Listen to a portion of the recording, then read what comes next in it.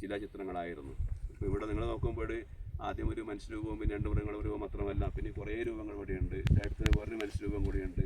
അതുപോലെ തന്നെ ചുറ്റുവട്ടത്തെ ധാരാളം ഒരു 60-70ഓളം 60 റൗണ്ട് ഈ മൃഗങ്ങളുടെ കാൽപ്പാടുകൾ കൊത്തിവെച്ചിട്ടുണ്ട്. അതിൽ കുറേ ഭാഗങ്ങൾ സോളാർ പാർക്കിൻ്റെ ഭാഗമായിട്ട് അതിനടിയിലേക്ക് പോകാൻ വേണ്ടിയിട്ട് പോവുകയാണ് ചെയ്യുന്നത്.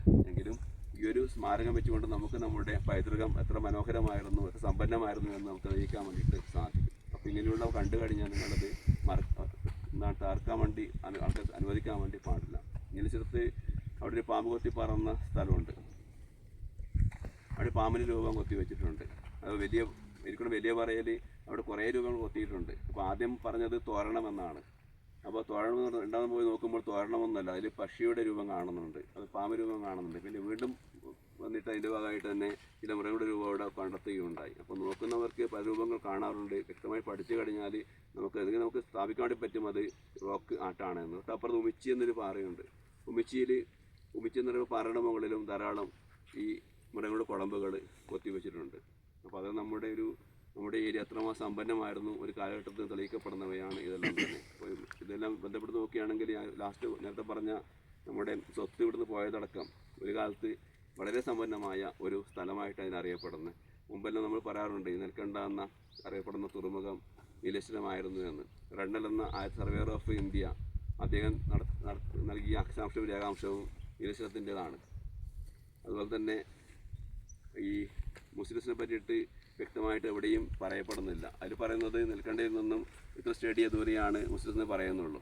അപ്പോൾ മുസ്ലിംസും നെൽക്കണ്ടയും തമ്മിൽ ഉള്ള കുറേ അഭിപ്രായ വ്യത്യാസങ്ങളുണ്ട്. MG സാർ പറഞ്ഞത് ഒരിക്കലും അത് കോഴിക്കോടിൻ്റെ തെക്ക് ഭാഗത്താവില്ല എന്ന് പറഞ്ഞത്.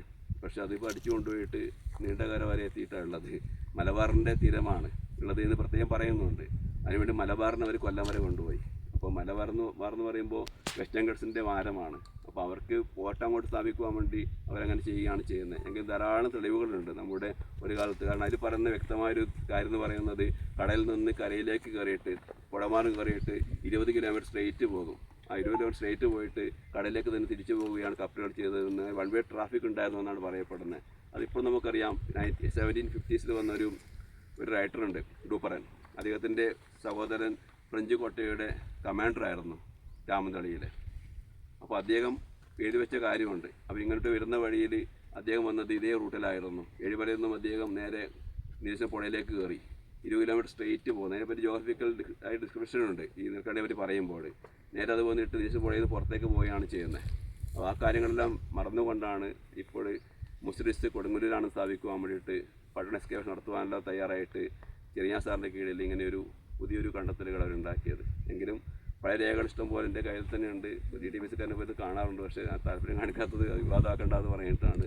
കാരണം MGS അടക്കം നിരവധി ആൾക്കാർ പറഞ്ഞത് ലൊക്കേഷൻ നോക്കിക്കഴിഞ്ഞാൽ ശരിക്കും അത് നീലേശ്വരവുമായി ബന്ധപ്പെട്ട ഏരിയ ആണ്. മുസ്ലിംസ് മംഗലാപുരമാണെന്ന്. അവിടെ ബുരൂസ് റിവർ ഉണ്ട്, അവിടെ ആയിരിക്കും മുസ്ലിംസ് എന്നാണ് പറയപ്പെടുന്നത്.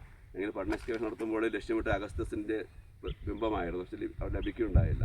അങ്ങനെയാണ് അവർക്ക് ആ ഒരു ഉദ്യമം 2500 കോടി അറൗണ്ടും കൂടി മണി വരാതിരിക്കാൻ വേണ്ടി. കാരണം അവർ ലക്ഷ്യമിട്ട കാര്യം അതായത് അഗസ്തസിൻ്റെ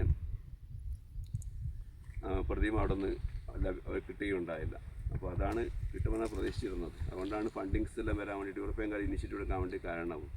എങ്കിലും ഈ ഒരു നമ്മുടെ ഒരു സമ്പന്നമായൊരു പൈതൃകത്തിൻ്റെ ശേഷിപ്പുകളായിട്ട് നമുക്ക് ഇതുപോലുള്ള ധാരാളം കുത്തിവെക്കപ്പെട്ട ചരിത്രരേഖകൾ കാണാൻ സാധിക്കും. പുസ്തകങ്ങളിലുള്ളത് പലപ്പോഴും ബയാസ്ഡ് ആയിരിക്കും. പക്ഷേ ഇതെല്ലാം നമുക്ക് കണ്ടുകൊണ്ട് കാണുന്നവയാണ്. ഒരു കാലത്തിൻ്റെ നിർമ്മിതികളാണ് ഈ ഒരു അയിട്ടപ്പാറയിലുള്ള ഇതുപോലുള്ള സ്മാരകങ്ങൾ.